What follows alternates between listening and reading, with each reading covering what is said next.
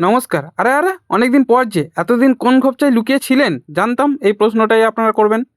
বাজে কথায় মন না দিয়ে আগে বলুন তো বেলে মাছের রেসিপিটা দেখে জিভে জল এসছে কিনা। জিভে জল এসেছে? তাহলে চলুন আজ এই রেসিপিটা আপনাদের সাথে শেয়ার করি। ফার্স্ট তেল গরম হয়ে গেলে তার মধ্যে অল্প গোটা জিরে এবং তেজপাতা ফোড়ন দিন।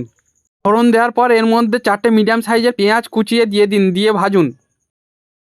এরপর 4টে চেরা কাঁচা লঙ্কা দিয়ে ভালো করে পেঁয়াজগুলোকে ভাজুন। দেখুন তো পেঁয়াজগুলো হালকা পিঙ্ক কালারের হয়ে গেছে। ব্যাস, এবার এর মধ্যে আদা রসুনের পেস্ট দিয়ে ভালো করে ভাজুন যতক্ষণ না রসুনের কাঁচা গন্ধটা যাচ্ছে।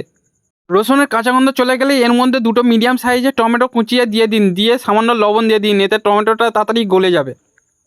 টমেটো গলে গেছে, ব্যাস আর কি। এবার 1 চামচ হলুদ গুঁড়ো আর 1.5 চামচ লঙ্কার গুঁড়ি দিয়ে ভালো করে মশলাটাকে কষিয়ে নিন। দেখুন তো মশলা থেকে তেল ছেড়ে দিয়েছে, তার মানেই মশলা কষানো হয়ে গেছে। এবার পরিমাণ মতো জল দিয়ে একটু ফুটিয়ে নিন। ঝোল ফুটে গেছে, ব্যাস এবার এর মধ্যে ভেজে রাখা বেলে মাছগুলো দিয়ে 5 মিনিটের জন্য ফুটিয়ে নিন।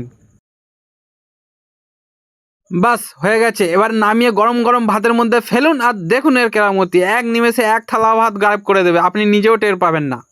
ভিডিওটি ভালো লেগে থাকলে লাইক কমেন্ট শেয়ার করবেন আর চ্যানেলটি সাবস্ক্রাইব করে পাশে থাকবেন। ধন্যবাদ।